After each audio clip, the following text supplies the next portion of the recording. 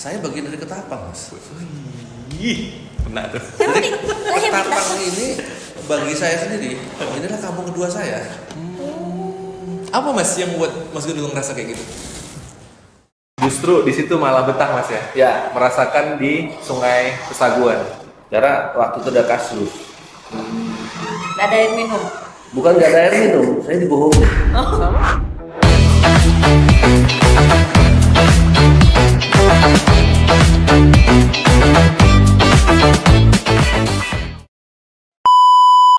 Halo, selamat datang kembali lagi bersama kami Baru Nge-Podcast yang pastinya selalu mendapatkan narasumber-narasumber yang kreatif, cerdas, dan juga menarik. Nah, kali ini saya bersama Bapak Gundul. Bapak atau Mas Gundul nih ya? Yang pasti. Mas lah, Mas ya. aku anak Genzi loh. Oke, anak Genji loh. Kelihatan sih ya. Oke, anak Genji. Aku anak Genzi. Ada gayanya loh. Genji loh. Mas Gundul. Zaman saya SMP itu tontonannya Mas Gundul. Dari SMP. Dari SD SMP. Itu mungkin halu kalau begitu. Oh, kok halu. Nah, Mas Gundul nih. Tapi iya, keren sih ya. Iya benar, luar Ini biasa yang sekali. Beliau adalah sosok yang menghiasi masa kecil kita. Jujur nih ya. Iya. Aku kan tidak penonton TV kayaknya ya. Kan Mas Gundul tuh kayaknya di TV gitu kan. Nah, aku tuh baru tahu Mas Gundul itu ketika kegiatan di sini. Oh, justru di sini Ayah. Waktu Aku di baru Ketapang sini. itu ya? Iya, pertama kali. Tapi aku udah denger nama-namanya nih. Biasa nonton film Jejak Gundul lah gini-gini. Terus kan yang mana sih? Tapi nggak pernah kepo gitu loh. Karena tidak penonton TV kan. Wah, kalau kita umurnya jelas beda kan? Oh iya benar. Dia kepunya karena apa? Dia kesel. Masalahnya dulu waktu aku ke Kepatihan, dia sudah dandan tuh. Kita nggak datang-datang. Ini keren lah ya. Kita datang. Iya. Dia udah dandan, Udah siap-siap. udah pakai pakaian daerah, karena adat itu kan.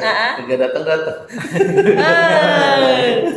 Tapi ini luar biasa ya. Hari ini Mas Gundul dengan Logo. atribut Kepatihan. Iya nih. Wis. Ya, bisa dikatakan saya bagian dari Kepatihan sih. Yes, Kepatihan punya ikutan seorang Mas Gundul nih. Jadi boleh lah habis ini kita jejak di Ketapang nih ya Mas Gundul.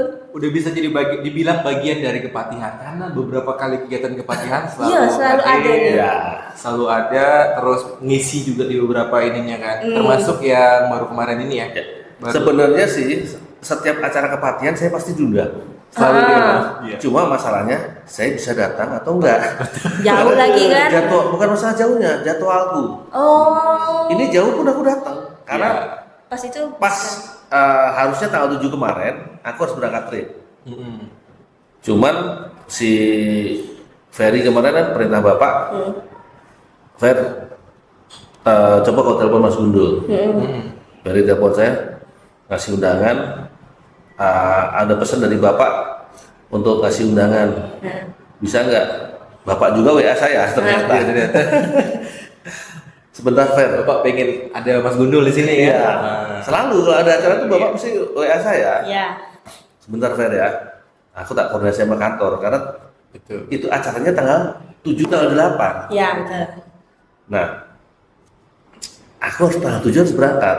Cuman kan karena itu di awal trip, nih tak konfirmasi ke kantor, trip mundur dah.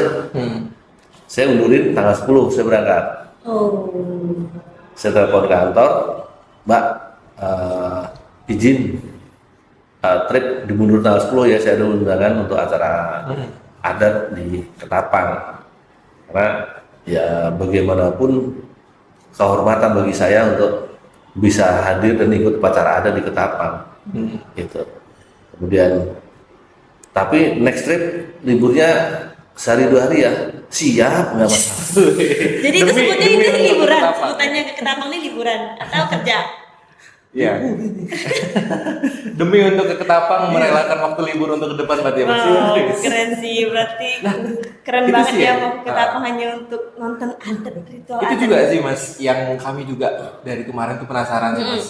Kami membayangkan pasti kan jadwalnya Mas Gundul ini luar biasa padat dengan apa namanya Jejak Si Gundul kan masih ada kan mas sekarang? Masih, puji Tuhan, Masih, penonton belum bosan. Iya. Masih tayang, masih ada terus. Kemudian pasti ada cerita-cerita yang lain luar biasa padat dengan mungkin ada off air juga. Tapi itu mas pertanyaan mas, kok mau sih mas sampai ke Ketapang yang jauhnya begini, 2 kali naik pesawat yang luar biasa Itu tadi. Ya. Saya bagian dari Ketapang, Mas. Ih, benar tuh. Yang penting lahir Ketapang ini bagi saya sendiri, inilah kampung kedua saya. Apa mas yang buat mas Gundul ngerasa kayak gitu? Jadi sebenarnya dari zaman dulu saya sudah sering ke Ketapang dulu. Zaman dulu. Ya. Tahun berapa mas? Itu Awal-awal tahun 97. 97. Ini udah masih zaman survival itu. Iya. Berarti jauh dari sebelum Jejak Si Gundul kan? Iya, jauh sebelum Jauh dari itu. Saya area kerjaan saya di Kalimantan Tengah, cuman begitu dapat info air hitam cair. Oh gitu. Hijrah lagi saya ke air hitam. Jadi mas setelah 97 itu di sini berapa lama di sini dulu? Lama ya, berbulan-bulan saya di air hitam sebenarnya. berbulan mah tapi Sampai berbulan-bulan aja. Iya. Udah bikin betah. Ya karena ada pepatah yang siapa yang sudah minum air sungai Pesaguan. Oh, minumnya udah minum kah? Ya jelas lah. Kita di situ loh nggak kita minum. Itu Tapi- sungai air hitam. Terus kalau sungai Pesaguan kan berapa tahun yang lalu kan di undangan untuk ke utara itu ke hulu sungai Iya. yang di Yang merubah ya mas atau apa? London Food Estate. Food estate. Oh iya yang di Teluk Luar. Teluk Luar. Ah. Itu yang airnya wih ciamik banget itu. Itu ya. Air Itu- coklat itu saya minum itu air coklat saya ambil dari sungai di botol terus masih coklat tuh. Nah kayak ini nih Nah, coklatnya kayak ini nih.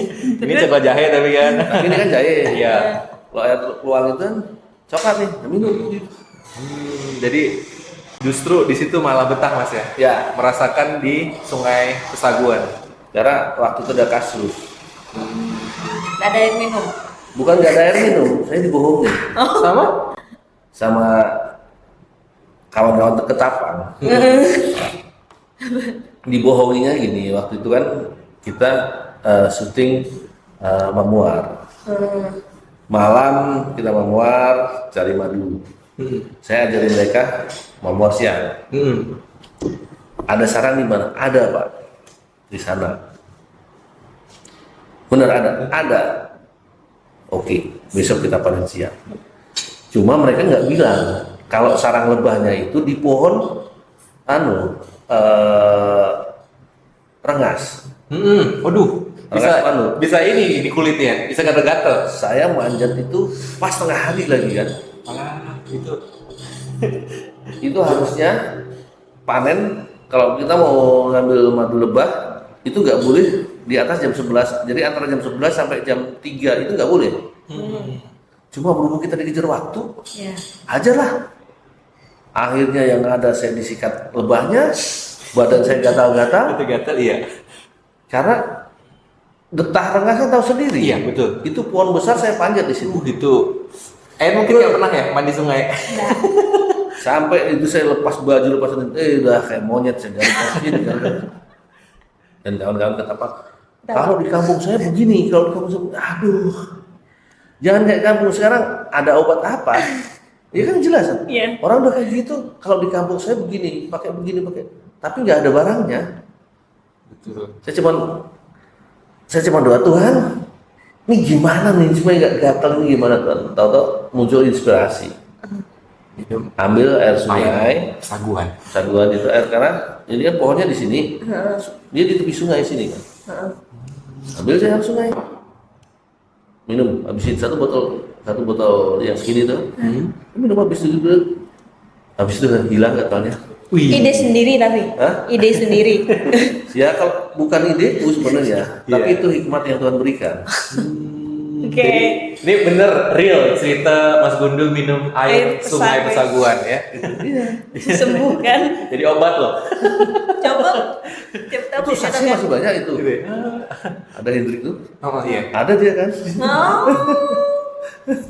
Nah itu Mas, kami kadang penasaran kan dari cerita Mas Gundul yang di TV dan segala macam, yang survival, yang ke hutan-hutan dan segala macam. Kadang nemu ya cerita kayak gitu tuh Mas. Selalu ada apa ya bahasa ilham ya dari yang maha kuasa gitu, atau memang tapi tetap harus punya basic dasar kan Mas? Untuk Ya harus lah. Kalau kita mau main ke alam, basic dasar harus punya. Nah dulu di zaman-zaman segitu dari mana Mas dapet itu? Kan belum seterbuka sekarang kan. Komunitas-komunitas juga mungkin belum banyak kan dulu kan. Ya, yang jelas upgrade diri. Jadi apa bahasa kerennya ya? Otodidak. Jadi Atau saya dari kecil saya sudah seorang petualang. dari kecil. Kemudian untuk basic-basic pengetahuan, saya orang yang suka baca. Itu yang pertama. Jadi ya kita baca-baca dari apapun lah. Kemudian selanjutnya adalah otodidak. Sehingga saya bisa menjadi master of survival. Itu karena otodidak. Saya berani terjun di lapangan dan berani coba. Bukan karena sertifikasi ikut pendidikan.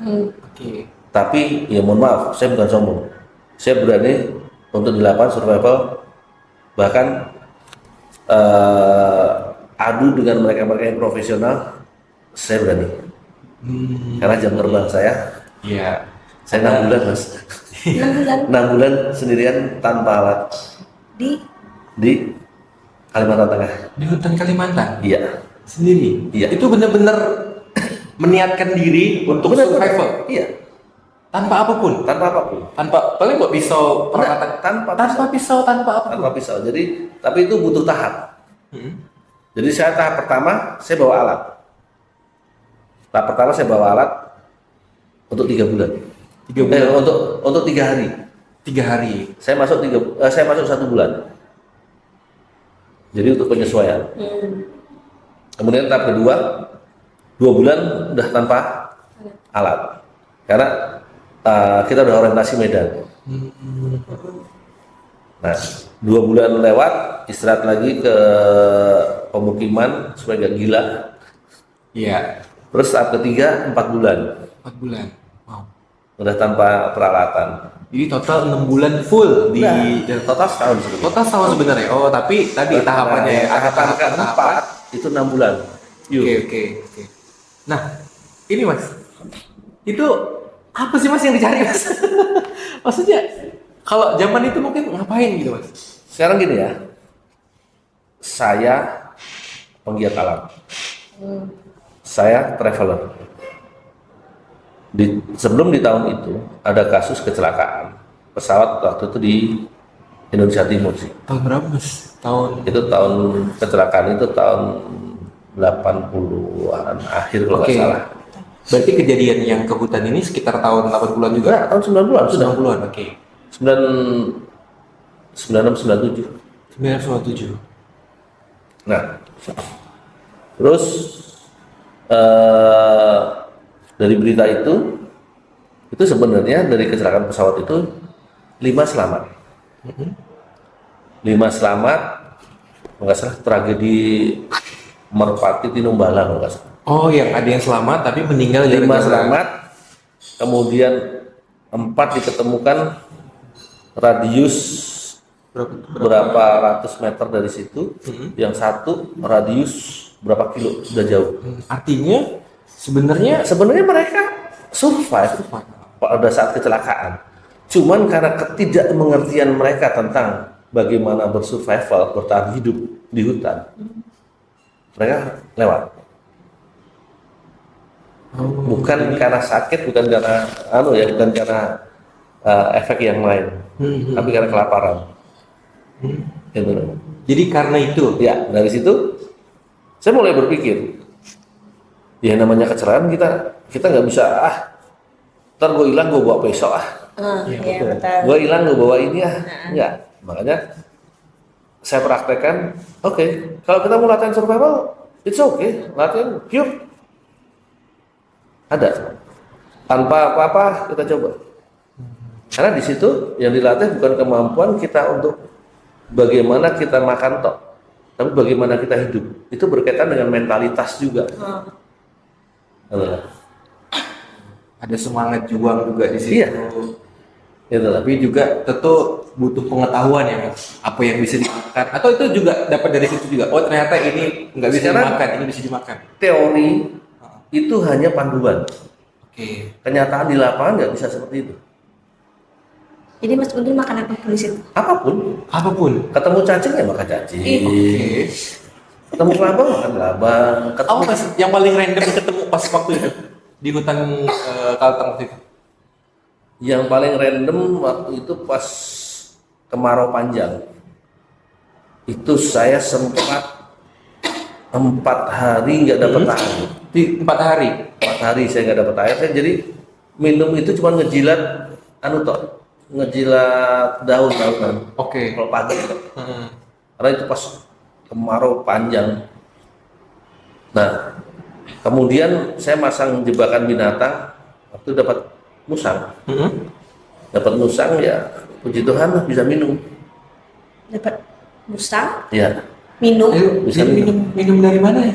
minum darahnya musang. Wow. Yang penting cairan itu Iya. ini ya untuk nggak dehidrasi. Ya, itu air itu. Nah, ayah juga lagi batuk-batuk, boleh minum dulu. Mas Gundul boleh sambil minum dulu.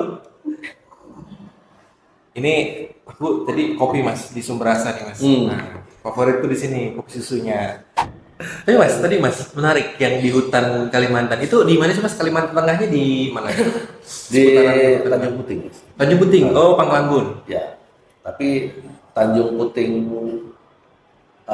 utara. Jadi ini Taman Nasional Tanjung Puting yang biasa orang-orang main di sini.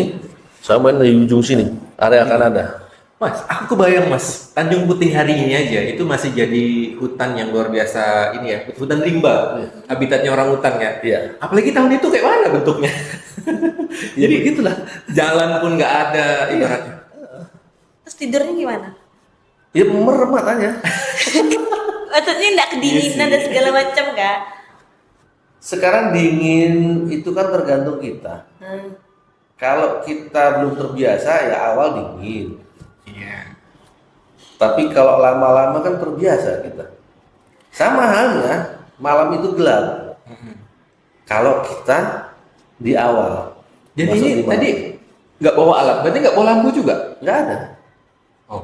Kalau ada binatang buas? Hanya Sungkem pohon. dia. Binatangnya sungkem. Itu tuh gimana? Makanan. Waduh. Berarti malah Umpan. ini ya, malah ngumpankan diri supaya binatang buas mendekat. Binatang kemudian tadi kita kan ambil. itu makanan. Pernah nggak ketemu sama binatang terseru gitu ya di Mas Gunung Alang? Beruang pernah. Iya, di hutan Kalimantan. kan Gimana beruang. cara survive-nya kalau ketemu beruang? Bikin lingkaran? Kalau ketemu beruang, ya tombak lah. Bikin bawa berarti? Buat. Kalimantan tuh pohon banyak. Iya, betul. Tapi masih sempat untuk bikin tombak itu? Oh Atau? iya harus. Oh. Itu perlengkapan awal. Iya. Oh, Tetep berarti bawa. udah di prepare lah ya? Bukan. Begitu kita masuk kan kita udah Udah kepikiran kita langsung- butuh apa. Langsung buat ya. Oh, isi. Kukirain tunggu ada binatangnya bikin dulu. Bunuh diri. Kan tadi katanya sebagai umpan. Nah, itu mas, tadi ya diceritain kan berbulan-bulan di dalam hutan Kalimantan itu kayak segala jenis macam hewan dan tuh mas. Nah, kan ada cita-cita orang katanya hewan di Kalimantan dan Sumatera kan beda-beda hewan Iya. buasnya. Yang paling buas tadi beruang mas ya. Cuma beruang. Iya. Kalau Kalimantan cuma beruang. Kalau Harimau nggak ada. Kalimantan nggak ada harimau mas. Mungkin kucing hutan dan segala macam mas ya. Kucing hutan berani deket sungkem dia. Betul ya. Mungkin apa? Yang warna hitam tuh macan kumbang itu? Nggak ada. Nggak ada. Kalimantan nggak ada. Kucing paling besar itu kucingnya loh, kucing emas. Kucing mas. Yang paling Kalimantan itu. Yang paling besar. Itu pun posturnya kan cuma segini tok. Gitu. Sekucing bengal gede dikit. Nah ini hewan buas mas. Kalau mistis, Kalimantan kan terkenal dengan mistisnya, apalagi di tahun Mistis. itu kan dulu. Nah mas Gundu dalam hutan berbulan-bulan Mistis. horor, Hal-hal mistis. horor. Ada nggak mas? Ya kalau kita ngomong mistis ya jelas di mana tempat apalagi Kalimantan ada lah. Ah yang mas Gundu temuin waktu itu ada apa aja? Mereka nggak berani sungkem. Semua sungkem ya mas. Karena saya bukan sombong. saya ngerti hakikat manusia, Mas. Bahwa manusia itu adalah makhluk paling sempurna. Kenapa dikatakan manusia itu makhluk sempurna? Semua diciptakan sang Khalik dengan sabda, kun fayakun jadi, kun fayakun jadi, kun fayakun jadi. Jadilah terang, jadilah gelap, jadilah binatang, jadilah tumbuhan dan lain sebagainya. Hanya manusia yang dibentuk sendiri oleh sang Khalik. Dari debu dan tanah dibentuk. Setelah dia dibentuk, apakah sudah hidup? Belum. Diberikan roh. Sebagian roh sang Khalik itu masuk ke manusia. Baru hidup. Jadi roh yang di dalam kita itu lebih besar dari semua roh yang ada di dunia ini. Ya. Itu hakikat manusia. Kalau kamu pegang itu, seluman-selumun selamat. Kemanapun kalian berada, selamat. Dan iblis, setan, dan lain sebagainya itu bisa menyerang kita. Itu dari sisi kelemahan kita. Ketakutan kita, keraguan-raguan kita. Iya.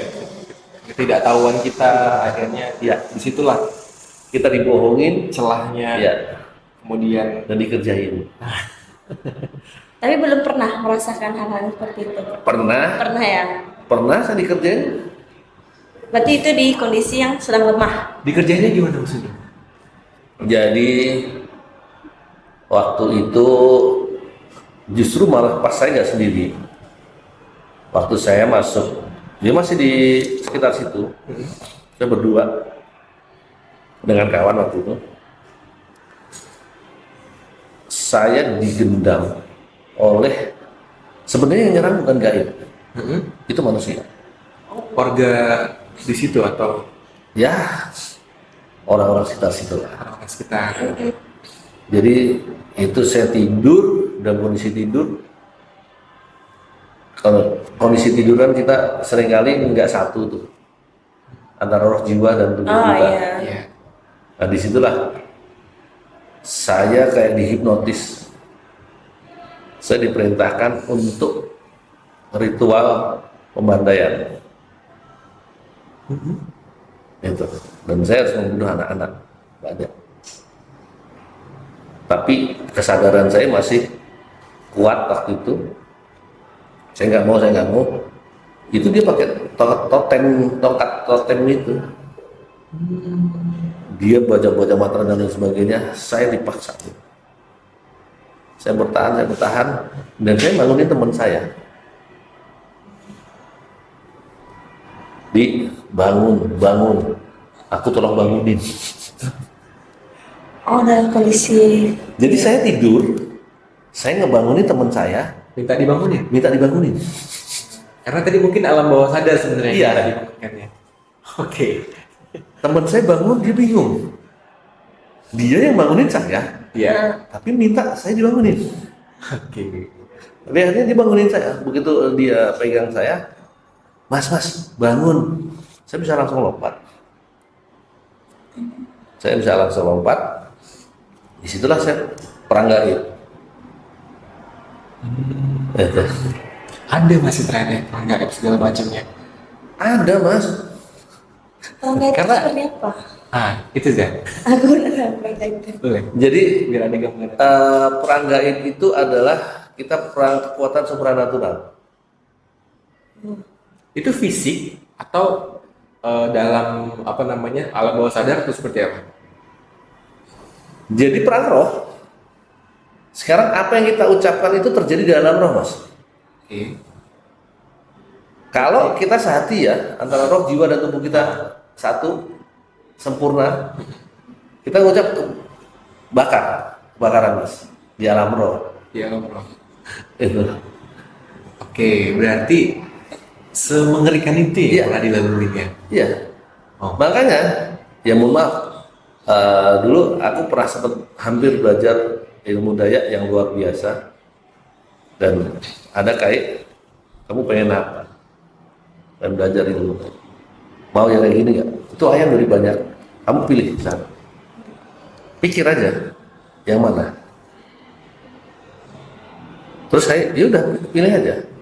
Saya pilih, oke, kayak udah. Ini cuma gini doang. Ayam yang saya pilih, yang saya pikirin mati. putus lehernya. Oh. Mungkin implementasi dari yang tadi Mas Guntur bilang. Iya. Oke. Itulah yang namanya perang gaib. iya. Perang gaib itu dalam konteksnya kayak gitu ya Iya. ternyata ya. Itulah. Oke. Itu ngeri juga ya. Itu terjadi di Masih bisa Kalimantan. dipelajari nggak Mas? Terjadi di Kalimantan. Iya, terus ilmu Kalimantan tuh luar biasa loh, jangan salah. Iya. Masih bisa dipelajari nggak Mas? Apa nih? Ilmu apa? Nggak mau belajar ya? Duit. Kasih aku duit terus nanti aja yang ngasih duitnya. Tapi Mas, ini apa namanya? Terbayang di mana di tahun itu Mas Gundul masuk hutan, dan itu kan tahun segitu kan pernah juga ada berkecamuk di Sampit dan segala macam itu kan. Itu Mas Gundul melewati itu atau seperti apa?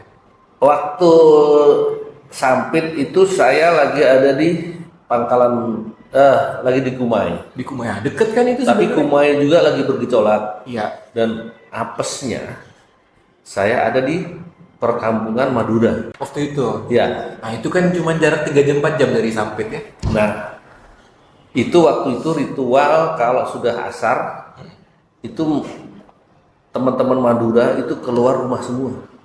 Mereka tidur di hutan. Untuk menghindari ini konflik ini. Karena begitu sudah mulai senja, itu ada mandau terbang, Mas. Masuk dari rumah ke rumah. Itu real Mas ya? Itu real. Pernah lihat langsung Mas? Lihat. Wow. Mau. Karena saya nggak percaya. Karena begitu asar, kita diajak, ayo kita ke hutan. Ngapain sih? Nah, Nanti ada mandau terbang masuk dari rumah-rumah. Mana ada? Ya pola pikir kita kan mana ada? iya. Yaudah ke hutan sana lah. Aku tonton masa sih? Iya. Dan benar ya, ada sudah masuk rumah, terus masuk rumah. Mas Gundul keluar rumah atau dalam rumah itu? Ya di luar lah, mau bunuh diri apa aku? Tapi aman kan? Nggak pernah. Aman, karena aku kan nggak ada anuman. Iya. Karena dari apa namanya hanya suku tertentu lah yang Iya. diincar dengan itu kan waktu itu. Dan kalau pas gejolak Sambas 98, Iya. saya pas di sana, Pasti Sambas juga. pas di sana. Pagi saya sampai sana, sore diajak kawan, ya ada pertemuan untuk masalah itu. Yang ketupat berdarah. Ya, saya nggak ikut-ikut kan. Tapi tenang aja, aman kok, aman. Nggak ada darah itu kan? Nggak. Aman. Besok paginya pecah perang. Oh. Bohong Banyak juga. saksi sejarah ya. Hari pertama masih kuat, Iya. hari kedua masih kuat, hari ketiga saya hijrah ke hutan. Nggak mampu menyaksikan itu Mas ya atau apa Mas? Itu selokan itu merah, Mas. Di halaman itu, jadi orang, maaf ya, bawa kepala nenteng gitu, gini, itu biasa. Agut. Di Kaltim itu. Di Enggak, Kalbar, Sambas. Sambas. Di Sambas, iya. Jadi sampai dulu ya baru Sambas atau Iya. Sambas dulu? Sambas terakhir itu. Sambas terakhir kan. Habis itu nggak ada perang lagi ya? Habis itu terakhir. Di situ udah jangan lagi ada perang suku ataupun perang saudara di tanah Indonesia lah ya, apalagi di Kalimantan. Kawan-kawan Dayak diingetin tentara itu, mau kemana Pak? Cuma mau ke sana Pak, cuma mau bakar rumah doang. Iya. Ngomong sama tentara kayak gitu. Iya, tentara siaga dengan senapan, dengan peluru. Udah Pak, simpan aja senapan, percuma, nggak kepake. Seserem itu ya. Iya, Iya. sedang itu. Ya karena banyak di garis depan itu bukan orang. Ya ilmu-ilmu roh-rohnya itu ya. Jujur Mas Gundul, aku juga pernah ke Sampit untuk ngelihat langsung yang makam masalnya, yang ada tugu-tugu yang kita tahu lah tugu-tugu itu yang orang lokal pasti tahu tugu termasuk ya ada tugu perdamaian yang megah lah di sana kan. Nah, memang ada nuansa yang kita apa ya bahasa orang kayak mistis gitu Mas ya. Terasa memang di sana. Di Singkawang itu ada satu daerah, saya nggak tahu kalau itu dulu perumahan Mas. Sekarang waktu itu saya ke sana udah jadi hutan. Kok perasaan saya masuk sana bulu kuduk saya merinding semua. ternyata itu perkampungan yang sudah selesai. Oke. Semuanya dipotong di situ. Tapi sekarang udah jadi hutan. Sekarang sudah jadi hutan. Saya pas masuk Singkawang itu di tahun udah 2006 kalau nggak salah. 2006. Nah, tapi ini kan bekas, Iya. bekas kejadian dulu. Iya, tapi sekarang semuanya damai Mas ya. Sekarang damai Di semua. Sampit pun hari ini jadi salah satu daerah yang luar biasa penuh toleransi. Singkawang, Sambas luar biasa. Itu hari ini berkembang lah mereka semua. Kalimantan udah lah, jangan ada yang bergejolak lagi. Udah. Jadi ya sebenarnya karena kurangnya saling mengerti ya. Iya. Gitu, dan mudah terbakar. Iya, betul. Nah, Mas Guntur, kan dari perjalanan Mas Guntur ini kan namanya bertahan hidup ini kan sulit ya. Nah, kenapa sih alasan adanya jejak Mas Guntur, jejak si Gundulnya asal mulanya itu dari mana sih sebenarnya? Dan kenapa judulnya, maaf ya, Gundul. Gundul itu saya. Iya, kenapa gitu? Kok Kamu- maksudnya Itu nama saya. Iya, Mas Gundul itu nama saya. nama Saya dari asli? kecil. dari kecil. Panggilan saya dari kecil tuh Gundul. Jadi dari kecil Oh, udah dari Gundul, Mas. Hah? Udah. Gitu lah. Memang hampir ikonik seumur gitu. hidup. Betul. Jadi Hampir nggak seumur seumur hidup. saya pernah panjang. Oh. Oke. Kecil saya sering gundul karena ya, namanya anak-anak zaman kecil dulu tahu sendiri kan. Kita kalau udah mandi maunya main bur. Iya. Mak kita kan selalu teriak kan. Woi, sisiran dulu baru main. Ah. Daripada saya diteriakin gitu terus akhirnya saya habisin semua. Oke. Habis selesai mandi terus bur kabur. Siapa lagi mau teriak sisiran dulu? Ide yang bagus. Oke. Ini asal muasal. Bahasanya Asal muasal.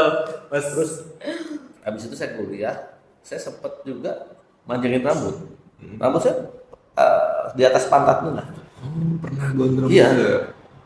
Tapi nggak ada orang manggil, Ndrong, kagak. Tetap aja Ndong. Tetap gundul dipanggil. Coba, rambut gue panjang. Iya, tapi gue namamu. Jadi udah melekat ya. Udah melekat ternyata. Nah, terus satu ketika, nanti tak habisin dan saya normal lagi lah. Saya walaupun panjang tapi nggak panjang biasa.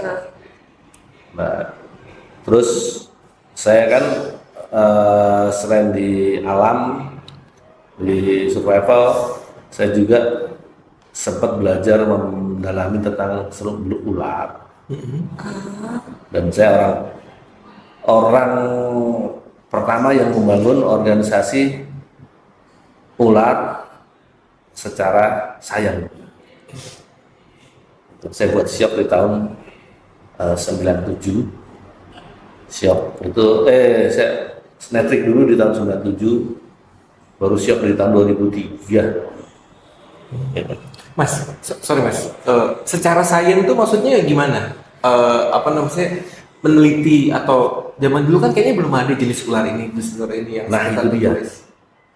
Jadi dulu kan orang belajar ilmu tuh pakai ilmu-ilmu supranatural. Iya. Makanya disebut pawang. Oh iya, Oke. Bang ular. Nah, saya mempelajari ular secara biologisnya, secara sains. Materinya yang jelas. Materinya jelas nih. Ini ular jenis apa? Bisanya bagaimana? Iya. Bagaimana penanganannya? Nah, itu secara teoritis itu yang saya bongkar. Jadi dari apa yang dipelajari itu, Ya, akhirnya menciptakan sebuah teori itu ya. ya, Termasuk pengelompokan ini berbisa, ini nggak berbisa. ya itu dari zaman dulu sudah ada peneliti. Iya. Cuman di waktu itu kan literasi kita kurang tuh. Nah, akhirnya saya bangun kembali, kumpulkan kembali literasi-literasi yang ada walaupun setengah mati. Kemudian saya tularkan ke masyarakat. Karena orang takut ular itu bukan karena ular yang menakutkan, Iya. tapi karena paradigma masyarakat yang salah, otaknya yang salah. Karena dari kecil sudah dirusak dari orang tua. Jangan dekat-dekat ular, ular tuh berbahaya, mematikan mata. Padahal ular itu dari Indonesia itu kan punya sekitar 10% dari spesies dunia, sekitar 450-an, 400 sampai 500-an. Itu hanya 10%-nya lagi dari 500 itu yang berbisa dan mematikan. Jadi nggak semuanya mematikan, berbisa dan mematikan. Jadi berbisa itu sudah ada yang berbisa menengah, ada yang berbisa tinggi, berbisa tinggi mematikan. Oke, jadi Mas Gundu gimana cara menelitinya atau ininya? Coba Mengelompokkan sendiri. itu semua? Hah? Coba sendiri. Dulu Bener? saya dari daerah ke daerah ngumpulin spesies. Ini ular apa, ada ular apa. Yakin nggak ini berbisa atau enggak? Saya tengok taringnya, karena ular berbisa pasti dia punya taring bisa. Baik taring bisa di depan ataupun di belakang. Cara melihatnya ini? Ya, karena secara teorinya kan ada Opistoglypha atau backfang taring belakang, kemudian ada Aglypha yang tidak punya taring bisa, kemudian ada Selenogypha taring panjang yang bisa dilipat, dan Proteoglypha taring depan tapi pendek. Nah, itu teorinya kan seperti itu. Nah, dari situ kan kita bisa lihat, oh ini berbisa tinggi nih. Kalau yang taring belakang itu jelas berbisa menengah. Cuma menengahnya seperti apa? Ya kita harus buktikan dengan digigit. Kan? Begitu. Gitu. Langsung nyoba ke diri sendiri? Iya. Wow. Kemudian saya bisa mengklasifikasikan dari situ kan. Berbisa menengah pun ada menengah bawah, ada menengah, ada middle, ada middle up. Jadi low middle, dan middle up. Gimana Mas Gundul tahu? Ini middle, ini middle up Gejalanya. dari Dari daya serangnya dan rasa yang kecepatan gigitan dan pembengkakannya itu seberapa, demamnya seberapa. Jadi ada yang gigit sekarang Belum coba. Ada. kita nggak terasa, baru setelah sekian jam baru buka. Oh itu berarti tergolong Berarti middle low. middle. Ada yang gigit dan punya tahu langsung buka. Nah, bengkaknya ini kan juga kita teliti. Bengkaknya berapa hari tanpa diobati loh.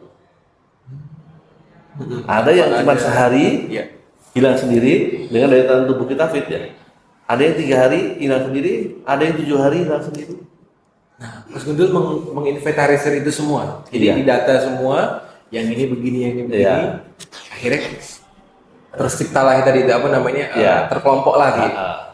Terus yang mematikan itu Ya, Dicobakan sebagian juga? juga itu coba. hasilnya gimana? Ya, Nggak mungkin dong ya. hasilnya kalau saya kuat tahan, saya tahan. Tapi enggak. Kalau nggak kuat tahan, saya keluarkan sebagian. Apa yang dikeluarkan? Bisanya. Bisanya. Jadi dari gitu, ini daya serangnya kan saya bisa ngerasain nih. Ini daya serangnya saya kuat tahan nggak? Kalau nggak kuat, udah saya sobek langsung darah. Keluarkan darahnya. Wow. Menyedap. Berapa banyak ular Mas yang dicoba? Ya banyak mas.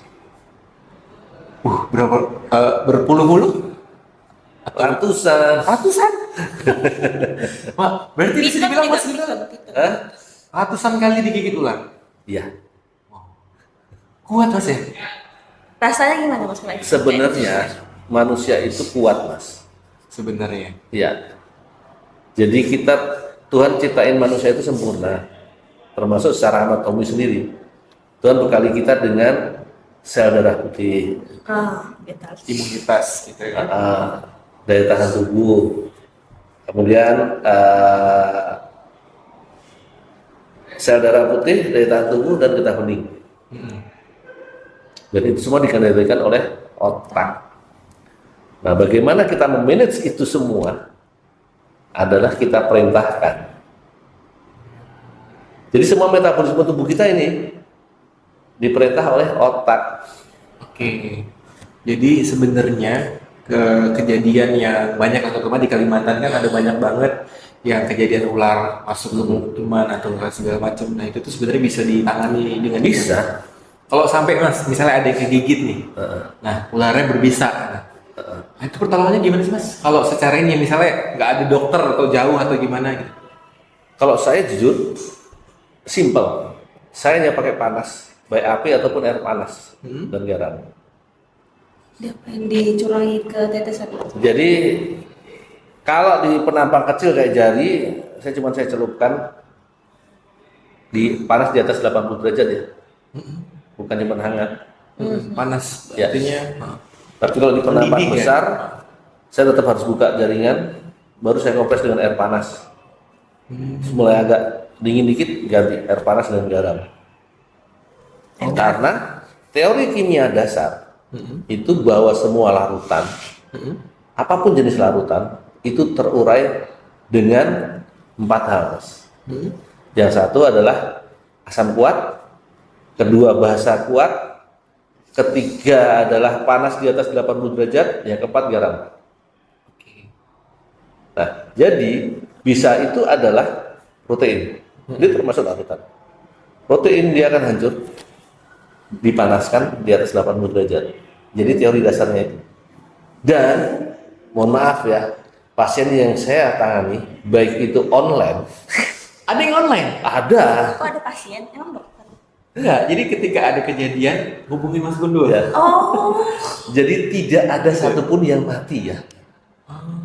Jadi kalau ada yang ngomong pasien saya banyak yang mati, itu mohon maaf, belajar lagi dah. Gitu Mas. Jadi selama ini kalau misalnya ada kejadian di mana beda pulau pun hubungi Mas Gundul gitu bisa. Ya kalau dia rezekinya bagus bisa Mas. Iya. Tapi artinya juga ngebantu orang Mas ya kalau Iya. misalnya kena musibah. Jadi kayak kejadian yang di Trenggalek. Trenggalek. Dia kegigit king cobra. King Cobra. King cobra. Dia telepon saya.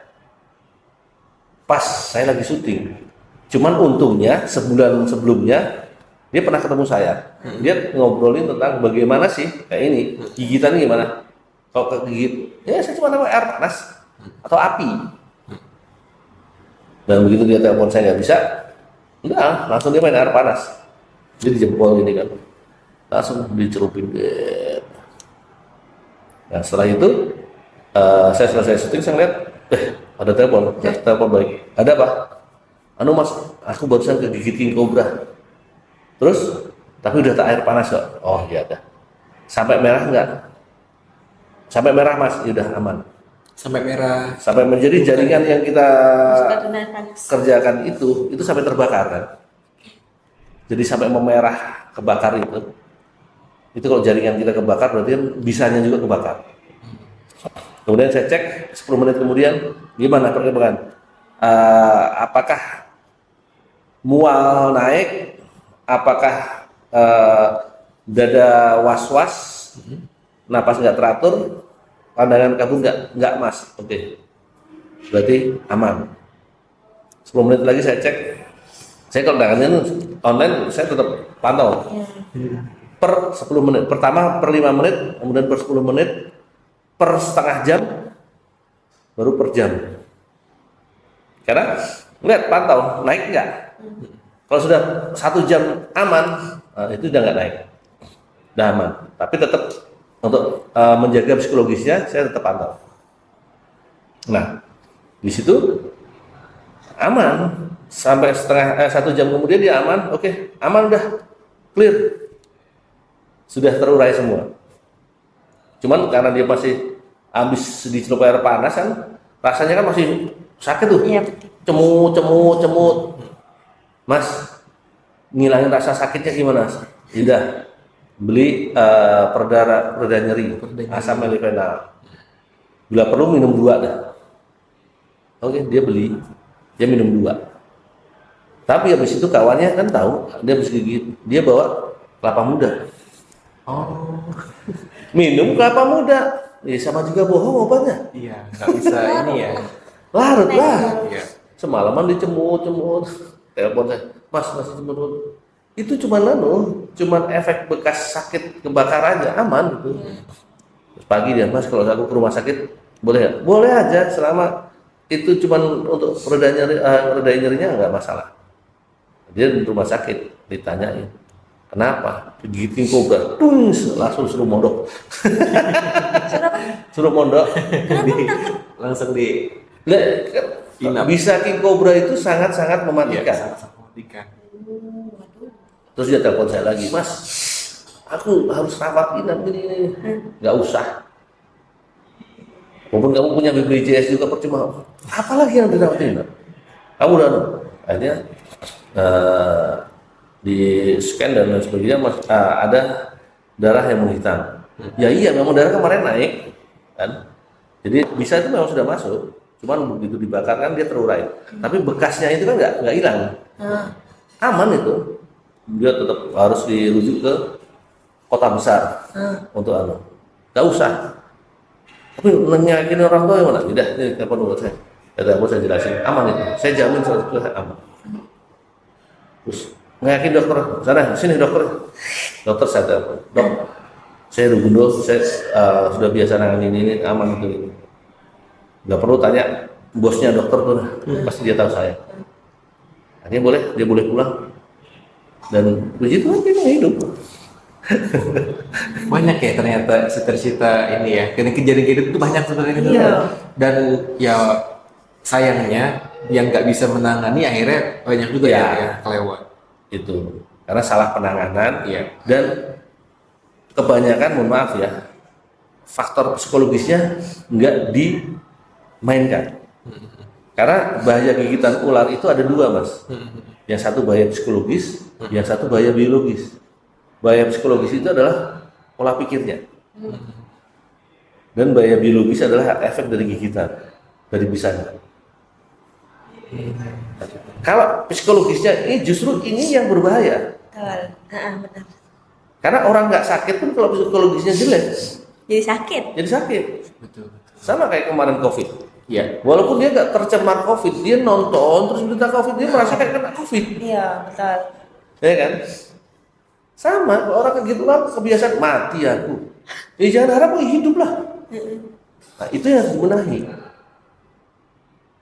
Jadi kemauan dia untuk hidup dibangkitkan, aman. Nah, itu banyak yang menangani tidak menyentuh itu, padahal itu yang paling utama. Termasuk rumah sakit.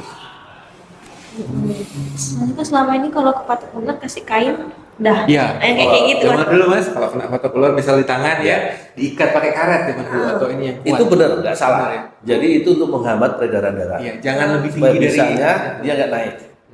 Baru setelah itu penanganan tadi dengan air panas atau dengan api. Oh, tapi tetap yang diikat Iya, harus ya itu. sebenarnya. Itu bagus juga. Oke.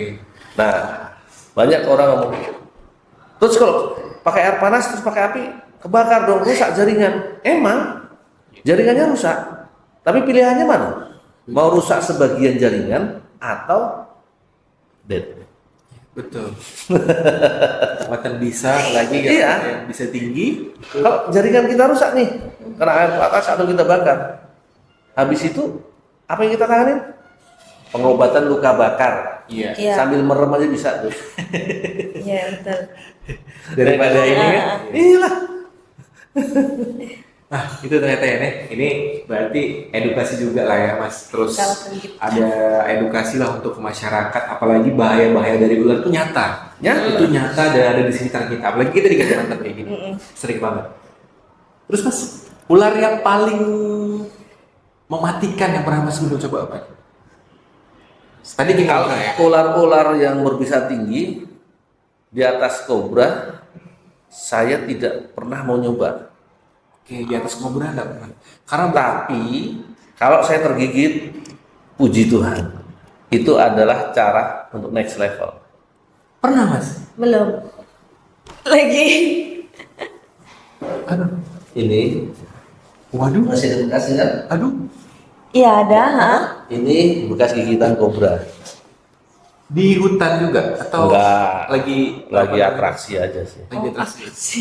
Itu 2 kali gigitan dan sembuh tanpa obat. Jadi teori yang saya dapatkan itu saya praktekkan dengan diri saya sendiri. Jadi kekuatan pikiran. Kalau kita berpikiran positif, semua organ yang ada pada kita bisa kontrol. Tapi ya nggak sesimpel itu ya. 3 hari 3 malam dari ujung jempol sampai kepala bengkak semua. Rasanya enak banget. Kobra. Nah, Jangan kan dipencet, disenggol gini aja rasanya asik. sambil nikmati gitu ya. Itulah pola pikirnya berarti asik. Iya. Nggak nyes. Terus sekarang sakit susah senang. Iya. Itu permainan otak loh, jangan salah. Tapi kan kalau udah sakit pasti aduh sakit kapan Nah, menderita semakin ini. kamu ngeluh sakit, itu semakin sakit. Jadi kalau sakit Saya sakit Enak. juga. Enak. Gitu Ya, ya? rasanya gimana? Ya begini. enak, oh kok jawab aja gitu ya. Sekarang ini, pernah nggak kecelakaan jatuh dari motor? Disenggol orang? Hah? Pernah kan? Pada saat kita disenggol orang, jebret, kita jatuh, jebret, kaki atau badan kita gesekan dengan aspal. Sakit nggak? Sakit. Enggak. Berdarah-darah nih, karena kita disenggol orang, kita bangun. Iya, belum. Ah, iya sih. Enak, kita ngamais sama kawan-kawannya. Oh iya sih baru marah-marah dulu, baru. Iya. Sakit nggak? Enggak sih, kan? emosi. Kita belum mikir bahwa itu sakit. Iya. Iya Kita sih. bisa ngomong kebun binatang sama pawang-pawangnya. Baru orang datang, Mbak, Mas udah diurusin dulu badannya. Kita ngeliat baru Mas nyut. Nyut. Bener sih, oh iya. Bener. Iya bener-bener baru sadar, iya bener. Oke, Sekarang berarti pernah, logikanya gitu. pernah nggak broken, patah hati, broken. Nah. Patah Ini hati sering kan? ya ini. Sakitnya tuh di sini katanya kan? Iya. Ya kan? Ada pikiran. Tapi begitu kawan-kawan datang, Evan yuk, nongki, nongki, hai, sakit nggak? Sedih nggak? Hilang sakitnya. Hilang. Kenapa? Pikiran. Gak kepikir lagi. Karena nggak mikir. Oke. Tapi begitu kawan pada pulang, kita sendirian lagi. Karena mikir, aku habis dikhianatin, Iya. aku habis dibohongin nih. Mewek nangis Bombay.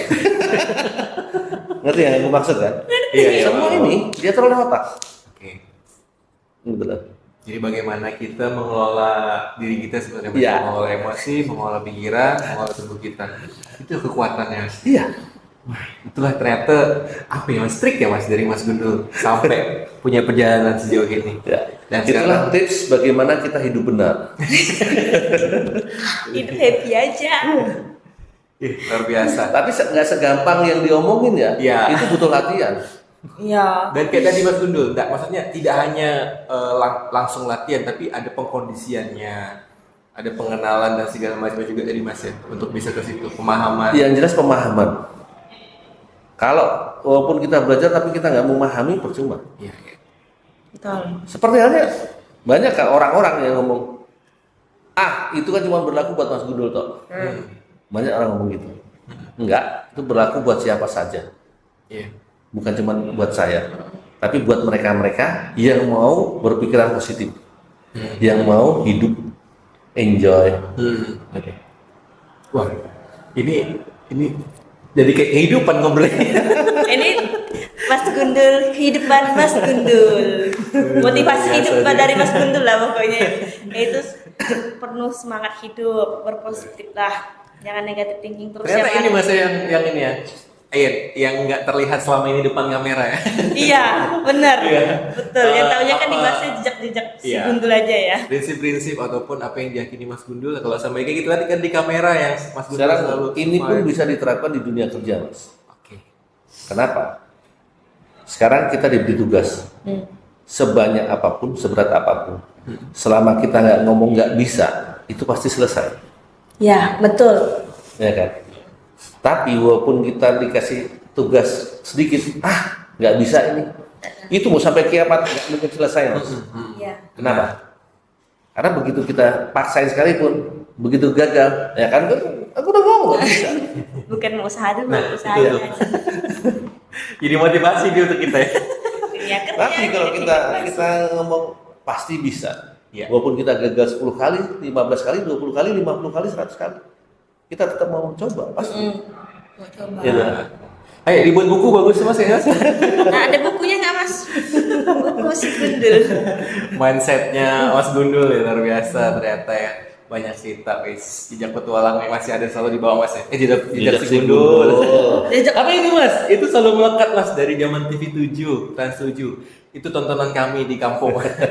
Jejak petualang, jejak si Gundul, pokoknya lengkap itu sederet semuanya. Unyil dulu, ayah tahu nggak Unyil? Iya, kalau Unyil tahu. Emang ada Mas Gundulnya juga? Enggak. Oh, kan aku tanya. Oh, enggak ya bisa. Saya cuma tahu. Tapi Mas, itu kan dari tahun berapa Mas? 2004 kayaknya Mas ya? Tahun berapa Mas?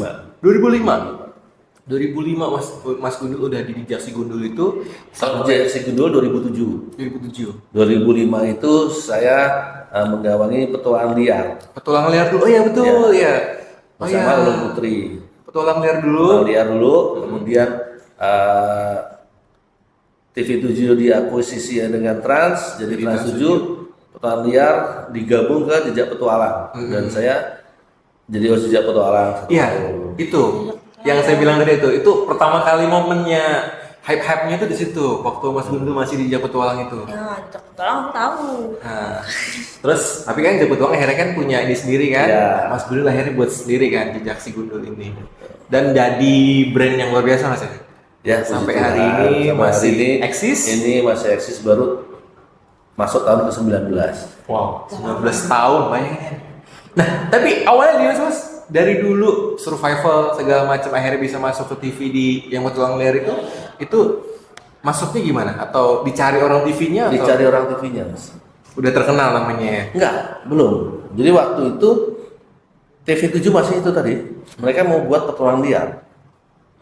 Bermain dengan binatang-binatang, terutama reptil. Dan saya sebagai ahli reptil Indonesia, saya punya organisasi namanya SIOK tadi, Lembaga Ular Indonesia, yang sekarang berubah menjadi SIOK Ular Indonesia. Mereka googling di website, di internet, keluarlah SIOK Lembaga Ular Indonesia. Ada nomor telepon, waktu itu telepon, terus itu ada almarhum Majid, murid saya, ketua SIOK waktu itu, dan ada saya. Waktu ditelepon, ada telepon nih dari TV. Coba sini. Banyak.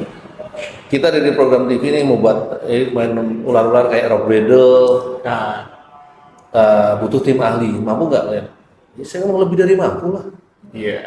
Yakin gitu. Ya udah, kita ketemuan. Nah, waktu itu ketemuan, saya cuma mikir satu. Ya kalau audiensi pasti wawancara bla-bla, males lah. Saya datang waktu itu, saya ke Jakarta, saya bawa 2 kantong ular. Di sini, ya di ruangan ini lah. Untuk ketemu orang-orang, udah siap. Gimana? Coba cerita tentang ular. Saya malas cerita. 2 kantong saya tuang doang. Dia lagi duduk-duduk tuh langsung naik meja semua. Ya kan? Orang gila. Saya tanggapin, masukin kantong. Dah. Orang gila ini. Melepas ular sembarangan. Saya pikir gimana? Saya cuma ngomong. Lihat nggak tadi cara saya megang, cara saya nangkap? Percaya nggak? Kalau kita lebih dari mampu. Ya cuma gitu toh. Tapi nggak gitu caranya. Bodoh. Biar terbukti juga kan. Iya, terbukti langsung ya. Kalau wawancara kan belum tentu dipercaya. Iya, sekarang saya mau ngomong ABC sampai kita berbusa-busa, mereka masih. Iya. Ini langsung buktikan. Jadi ini sejarahnya Iya. akhirnya. Habis itulah akhirnya kontrak kerjasama kita awal dari sebagai tim ahli, tim ahli dan penyedia. Jadi sebelum kita dapat ular atau dapat binatang ya belum syuting. Berarti langsung ikut berburu juga ya sebetulnya. Bukan ikut, kita harus berburu dulu. Harus dulu. Iya. Jenis Dapat- ularnya ditentuin nggak? Enggak. Oh enggak. Dapat apapun, nah dapat ular ini ya kita harus bahas. Ini ular apa? Ya, materi dari kita. Oh. Karena kita tim ahli. Ya. Sampaikan ke hostnya baru nyampein. Kalau nah, kita tim belakang layar. Awalnya sih. Tidak terlihat. Nah, disitulah akhirnya mereka ngerti kehidupan saya. Saya selesai makan malam jam 8, saya udah masuk hutan. Pulang jam 3 pagi, jam 4 pagi. Bawa barang-barang Iya. yang didapat. Termasuk. Berarti awal mulanya Buruan. hanya gara-gara mencari ular Iya. itu. Dari situ mereka tahu, ini orang keren nih. Iya. Ya, saya cuma ngomong, ya saya petualang. Iya. Gitu. Mau nggak jadi host? Gak bisa. Cobalah. Akhirnya coba. Dan sampai sekarang. Kejadian 19 tahun masih Iya. eksis jadi host di Jejak Si Gundul. Nah dan sekarang juga termasuk aktivitas Mas Gundul kan juga banyak sekarang termasuk edukasi Mas. Ya. Kita pantau di Ketapang juga Mas Gundul beberapa kali datang ke sini untuk edukasi juga kan. Iya. Yang camp bareng pemuda-pemuda di sini. Itu di mana aja Mas? Di Ketapang. Waktu itu kayak pemuda di itu Ria Berasap. Di Rembrasa itu sama di Kayong nggak salah Mas ada juga ya Di kemarin. Kayong, ya di Kayong. Di Kayong juga ada. Itu sharing-sharing ke Iya. mereka tentang survei gitu Mas ya? Tentang survival, tentang ular. Tentang ular. Wah, itu juga keren sih.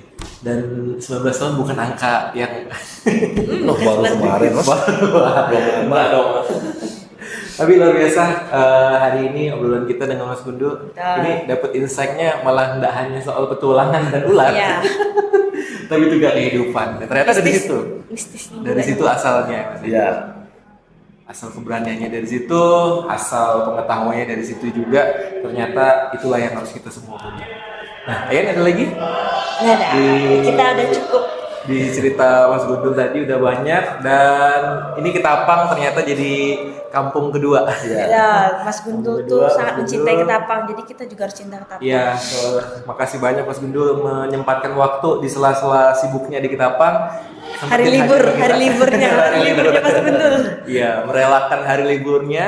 Makasih banyak sharing, apalagi kita yang masih mediocre begini. Makasih banyak, dan tentu saya yakin yang lain, teman-teman yang nonton podcast baru Ngeh ini, itu juga pasti masa kecilnya dihiasi oleh tontonan-tontonan dari Jaksi Gundul. Guys, luar biasa Mas Gundul. Terakhir Mas, mungkin mau nanya-nanya Ketapang nih. Apa yang Mas Gundul suka di Ketapang nih, atau makanan atau apa? Jadi yang saya suka dari Ketapang ini adalah Mistisnya. enggak. Patih jaga patih. Wah. Appreciate. Keren Mas ya? Jadi beliau ini adalah salah satu teman dan sahabat dan saudara saya juga. Dan beliau konsen untuk istilahnya mengangkat budaya Dayak. Iya. Dan itu salah satu alasan kenapa saya sering ke Ketapang. Karena budaya itu kalau nggak dijaga, itu akan terkikis hari demi hari. Tol. Nah, luar biasanya Patih Jaga Patih ini dia berusaha untuk mencoba untuk mengembalikan dan menguri-uri adat budaya Dayak. Dan di Kalimantan sendiri nggak banyak. Iya. Apalagi udah berkeliling di banyak tempat di Kalimantan. Iya. Nggak banyak yang mau dan nggak banyak yang mencoba untuk mengembalikan adat budaya Dayak. Dan adat budaya Dayak makin hari makin hilang. Ya, memang. Itu. Jadi luar biasa dari Ketapang itu. Kalau menurut saya pribadi. Apalagi tadi Patih Jaga Patih yang sekaligus Bupati Ketapang. Tadi ada Wakil Gubernur Iya. Kalimantan Barat juga udah ngomong ya, udah menyebutkan bahwa Mas Heru Gundul ini bagian dari orang Dayak. Kan udah panjang Mas ya sejarah dan ceritanya di Kalimantan. Jadi udah dianggap sebagai bagian dari kita juga di sini. Keren, luar biasa. Ada pesan nggak Mas untuk teman-teman, terutama anak-anak muda di luar sana? Oke, buat anak-anak muda, ayo jangan keblinger. Keblinger Mas ya. Jangan keblinger. Kembali ke akar budaya kita. Indonesia itu hebat, Indonesia luar biasa. Jangan mau justru kita tinggalin adat budaya kita dan mengacu pada adat budaya luar. Itu jati diri kita. Jangan malu untuk mengungkap jati siapa kita dan jati diri kita. Jadi itu, berarti harus tahu jati diri kita Ya. dan mempertahankan jati diri kita. Baik, luar biasa Mas Gundul. Ya walaupun ya ini Ayan mungkin juga ngerasain ya tontonan kita dari kecil, dan ternyata ya tadi kita Sekarang? ngobrol dengan Mas Gundul, ternyata kita deket kampungnya. Iya. Dari satu daerah. Iya, jadi tempat saya juga merantau Mas di Kalimantan Ya. ini kebetulan. Ternyata kita daerahnya deketan sama-sama di Sumatera. Satu kampung lah bisa di rumah ya. Ternyata anak metro. Ya, anak metro. Ya, Lampung Tengah metro. Jadi ternyata banyak kedekatan dan banyak hal yang bisa kita pelajari di Mas Gundul. Luar biasa. Itu aja ya, ada tambahan lagi? Cukup sekian dan terima kasih. Dan jangan lupa saksikan video-video kami selanjutnya. Dan tentunya masih banyak narasumber yang luar biasa. Contohnya kayak Mas Heri Gundul. Oke, thank you semuanya. Dadah. Dadah.